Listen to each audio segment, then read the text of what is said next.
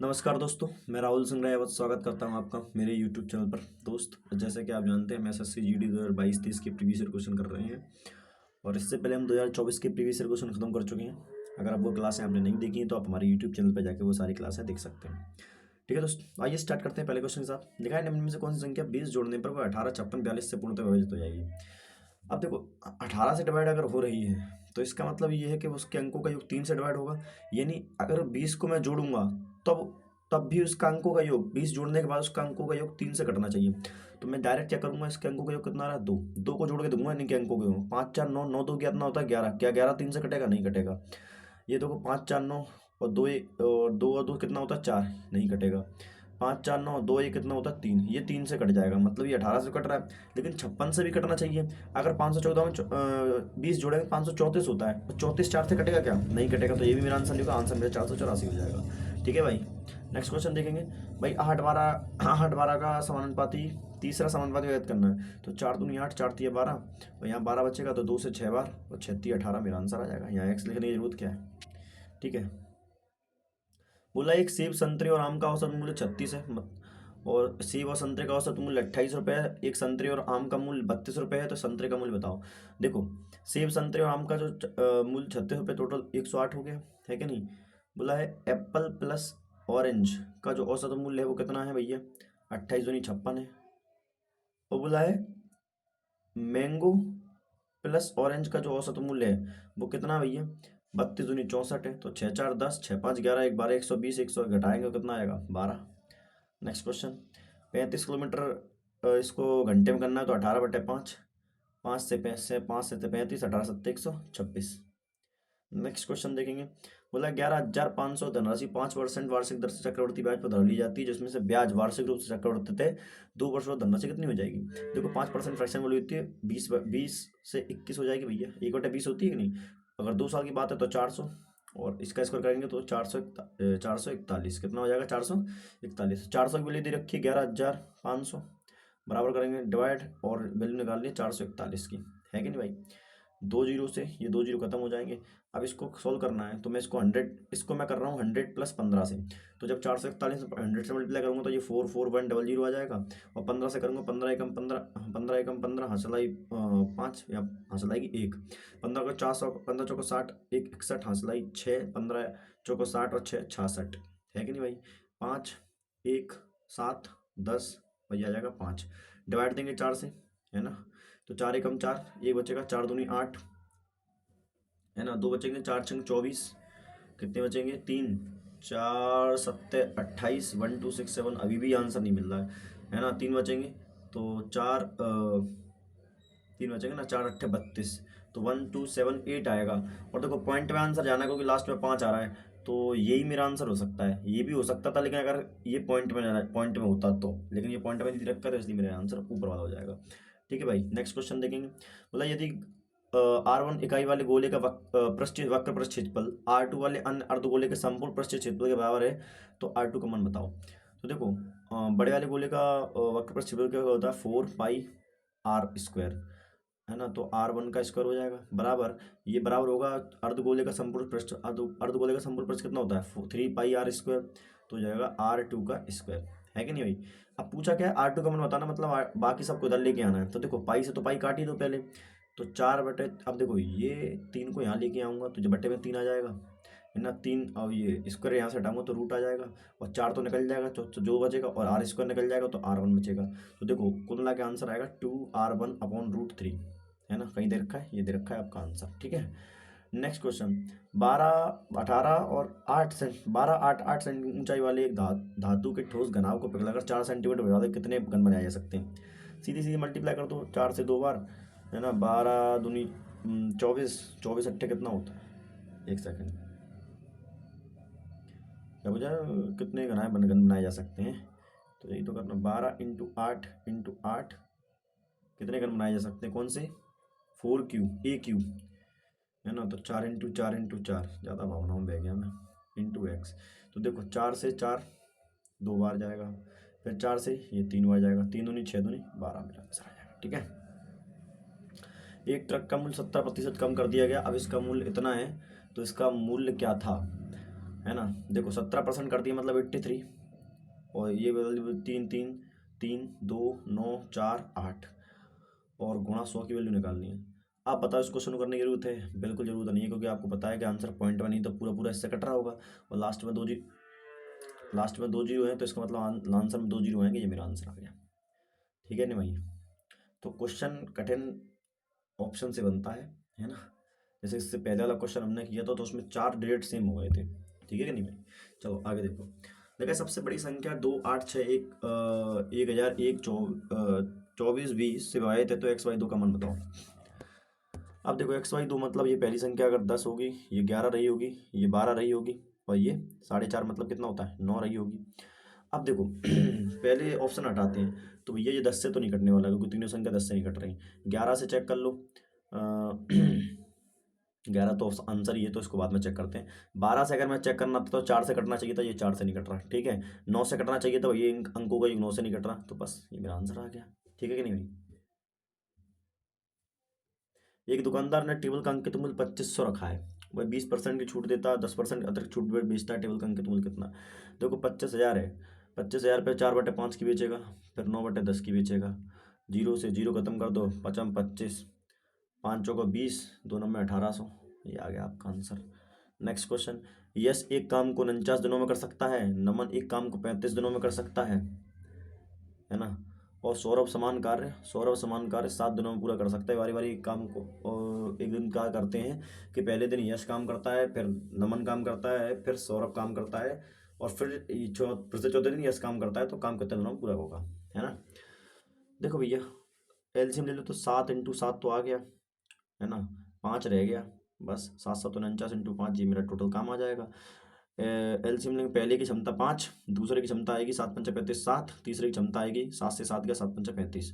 तो 3 दिन में कितना काम कर देंगे भाई? देखो 35 5 40 7 47 काम कर देंगे टोटल। टोटल काम है कितना? 49 × 5, है ना। तो 5 चौको 20, 200 तो ये हो गया, 5 9 45, 245 हो गया टोटल काम। यानी कुल मिला के मैं जा बोल सकता हूँ कि 5 बार जा सकता है क्या भाई? आंसर देखो इतना खतरनाक तरीके से रखा है। 5 बार मल्टीप्लाई करते 5 7 35, हासिल आई 3, 5 चौको 20, 20 और 3 कितना होता है? 30, 235। मतलब कुल मिला के 15 दिन में जो काम होगा वो 235 हो जाएगा। 16वें दिन क्या होगा भाई? 16वें दिन आएगा 10, हाँ, फिर 16वें दिन में क्या होगा? 240 काम हो जाएगा, 240 हो गया। अब 70वें दिन क्या होगा कि भाई 5 काम करने आएगा कौन? यस, नमन, सॉरी। तो नमन की क्षमता कितनी? 7। तो 16 7 112, 112 5 कितना होता है? 17/7 आपका आंसर आ गया। ठीक है, फ्रैक्शन में दे दिया और कोई बात नहीं है। बोला एक ट्रक और 4 कारों का मूल्य 48 किलो है, यदि ट्रक के वजन को अलग कर दिया जाए तो इस 1 किलो वजन कमी आ जाती है। देखो टोटल 5 चीज़ें हैं, है ना। अगर 1 किलो, देखो अगर ट्रक का मूल्य 48 होता और इसको हटाते तो कोई दिक्कत नहीं आती, लेकिन वजन कहीं ना कहीं औसत से ज़्यादा रहा होगा ट्रक का, तभी तो कमी आई औसत के अंदर। देखो एक कम किया, एक कम हो रहा है कितने पर? 4 कारों पर। कितने पर कम हो रहा है? 4, मतलब वो कितना ज़्यादा ले गया? 4, यानी 48 4 कितना हो गया? 52, यानी उसका वजन कितना रहा होगा? 52 रहा होगा। नेक्स्ट क्वेश्चन देखेंगे। करुण आदित्य किसी कार्य को अलग अलग 8 और 12 दिन में पूरा कर सकते हैं। 2 दिन कार्य करने के बाद आदित्य कार्य छोड़ देता है, शेष कार्य अरुण कितने दिन में पूरा? 24 मान लो, 8 दिया चाहिए, 12 दूनी 24। बोला 2 दिन तक काम किया तो 10 काम हो गया। काम बचा 14, 14 काम को अब छोड़ कौन गया है? आदित्य छोड़ गया, पहला वाला हो गया, दूसरा वाला है, तो कितने दिन लगेंगे? 14, तो 3। तो शेष कार्य को अरुण कितने दिन में पूरा गया? 12 ही काम है ना, तो 3 2 5, 5 दूनी 10 काम हो गए, तो 14 बचेगा। तो 3 चौको 12, 6 से ही आना चाहिए। तो अरुण कर रहा है ना, हाँ, 8 3 24 और 12 दूनी 24। ठीक है, 2 दिन अकेले कार्य करने के बाद, अच्छा 2 दिन अकेले कार्य करे यार, सॉरी। तो 2 दूनी 4 काम कर दिया होगा, काम बचा 20, और ये करेगा 3 6 18, 2/3। ठीक है, ये आपका आंसर आ गया। Next question. मतलब ए की आय बी से 40% अधिक है, ए की आय बी से 40% अधिक है, मतलब 5 से 7 है। तो बी ए से कितना प्रतिशत कम है? कितना कम है? 2। किससे? 7 से। 2/7 कितना होता है? 28 4/7%। फ्रैक्शन वैल्यू याद कर लो दोस्त, काम आएंगे। 3 साल पहले एक कस्बे की जनसंख्या 25,000 थी। यदि पहले 3 वर्षों में इसकी जनसंख्या में धीरे धीरे कम वृद्धि हुई तो कस्बे की वर्तमान जनसंख्या ज्ञात करें। देखो 3 साल पहले इतनी थी 25,000। देखो ये तो मेरा आंसर नहीं हो सकता, आप भी समझते हो इस बात को, क्योंकि कम तो होगी नहीं, मैं वृद्धि हो रही है हर बार। तो ये 103/100, 104/100 गुणा 106/100, है कि नहीं। तो देखो 2 जीरो से तो ये 2 जीरो खत्म हो गए, 25 चौको 100, 25 दम 200, 2 दूनी 4, 2 पंचे 10, 5 से काटेंगे कितनी बार, 5 दूनी 10, है कि नहीं भाई। ठीक है, और 2 यहाँ से ले लेता हूँ तो ये 102 बार चला जाएगा, फिर 2 यहाँ से ले लेता हूँ, ठीक है, तो जाएगा 103 बार। यूनिट रेट से तो काम नहीं होने वाला, समझ में आ रहा है कि नहीं आ रहा भाई। मल्टीप्लाई करने करके देखना पड़ेगा, 102, 103, 103 खतरनाक चीज़ है। हालांकि मल्टीप्लाई इतना आसान है, इतना कठिन भी नहीं है। इसको पहले 100 मान लो, 100 करेंगे तो ये आएगा 1031030, और कितना बचा, 2 एक्स्ट्रा बच गया ना, 103 दूनी कितना होता, 206, इसमें जोड़ देंगे लो भाई, 6 0 3 2 5 0 1 आ गया। और मल्टीप्लाई करना 103 से, कोई दिक्कत नहीं है, 100 मान के फिर से कर दो तो 1050600, फिर बचा 3, तो 3×6 = 18, सिलाई 1, और 0 करेंगे तो 18 आ जाएगा पूरा, तो यानी लास्ट के डेट 18 आएगा, 18 तो नहीं आ रहा। फॉर्मूला फेल हो रहा है क्या, कैलकुलेशन में गलती कर दी मुझे लगा रहा है। तो 8, 2 जीरो लगाना चाहिए था ना, तो यहाँ पर 1 जीरो बढ़ेगा दोस्त। कहीं गलती कर रहे क्या, 103 102 102 100 मान के मल्टीप्लाई कर दिए यहाँ पर, 106 102। अब देखो कहीं ना कहीं दिक्कत कर गए अपन। अच्छा हाँ, दिक्कत देखो ये आ रही है, जैसे इसको मैं 18 को नहीं जोड़ता पहले, है ना। तो तुम जानते हो कि बटे में क्या था, बटे में 10 था, तो एक 10 से ये 0 कट जाएगा, समझ में आ रहा है कि नहीं आ रहा। तो अब जो भी आएगा 18 लास्ट में आ जाएगा यहाँ पर, ऐसे करके ये 18 आ जाएगा यहाँ पर, एक 0 तो कट जाना है, तो 18 आएगा लास्ट में, तो कितना आ जाएगा, ये 6 और 8 आ जाएगा, कितना आ जाएगा, 6 और 8, है ना। तो ये मेरा आंसर यहाँ से निकल जाएगा, ठीक है ना दोस्त। हालांकि पूरा सॉल्यूशन तो करना ही पड़ेगा, 6 8 तो आपके लास्ट में ही है, ठीक है। आ जाओ अगले नेक्स्ट क्वेश्चन की ओर देखते हैं। बोला गया है 4 किलोमीटर की दौड़ में ए बी सी में प्रत्येक समान चाल दौड़ते हैं, प्रथम प्रथम द्वितीय तो तृतीय स्थान प्राप्त करते हैं। ए बी को 1 किलोमीटर से हराता है, ए बी को 1 किलोमीटर से हराता है, मतलब ए 4 चलेगा तो ये 3 चल पाएगा। और बोला है बी सी को 1 किलोमीटर पर चढ़ देता है, तो मतलब बी 4 चलाएगा तो ये 3 चलेगा, डिस्टेंस बराबर कर लो, तो ये आएगा 4 चौक 16, 4 3 12, 3 3 9। तो बोला क्या है, तो ए सी को कितने मीटर से हराता है, इसके मीटर मीटर की वैल्यू देंगे। देखो ये बताओ 16 चला है, 16 मतलब हमारे हिसाब से तो 4 चला है, तो 4/16 इंटू कर देंगे 1000 से, क्यों, क्योंकि मीटर में चेंज करना है। तो कितने का अंतर आ रहा है, 7 का, इंटू कर देंगे 7, तो 4 से 4 चौक 16, 4 से करेंगे तो 4 से 25 आ जाएगा, और 25 से कितना होता है 175, और एक 0 लगा देंगे लास्ट में, ये आ जाएगा 170 और 50, मेरा आंसर आ गया। मतलब एक दुकानदार अपने पुराने स्टॉक पर 25% की हानि पर बेचता है, लेकिन 30% कम वजन उपयोग करता है, उसका लाभ या हानि प्रतिशत निकालो। देखो कोई 100 रुपये की चीज़ थी, 75 में बेची, है ना, 25% का, लेकिन 30% कम वजन दिया, मतलब सब कहीं ना कहीं 5 का प्रॉफिट कमा गया। तो 5 का प्रॉफिट कितने पर, 70 पे, गुणा 100, 0 से 0 खत्म, 5 5 50/7, ये कितना होता है, 7 7 49 होगा, एक बचेगा, तो 7 1 7, है ना, पॉइंट लगाना पड़ेगा, तो यह आएगा आपका 7.1%, ठीक है भाई। यदि किसी वस्तु की खपत में 25% की वृद्धि होती है, खपत 4 से कितनी हो गई, 5, तो तो बजट कुल बजट में परिवर्तन ना हो तो वस्तु की कीमत में कितने परसेंट गिरावट आई, उल्टी हो जाएगी दोस्त, 4 से 5 कितने आ जाए, 20%, ठीक है कि नहीं। मतलब एक जैकेट का अंतिम मूल्य 35 रुपये था, 3500 था, 5% छूट देने के बाद नए मूल्य पर 15% छूट देता है, पुनः नए मूल्य पर 20% छूट देता है, किसी व्यक्ति को इसके लिए कुल कितना भुगतान करना पड़ेगा।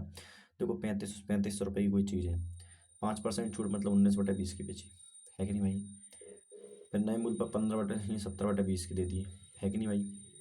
फिर उसके बाद 20%, नए मूल्य पर 20% फिर से छूट दे दी, बड़ी छूट दे रहा है यार, 5 की चीज़ 4 में दे दी, ठीक है।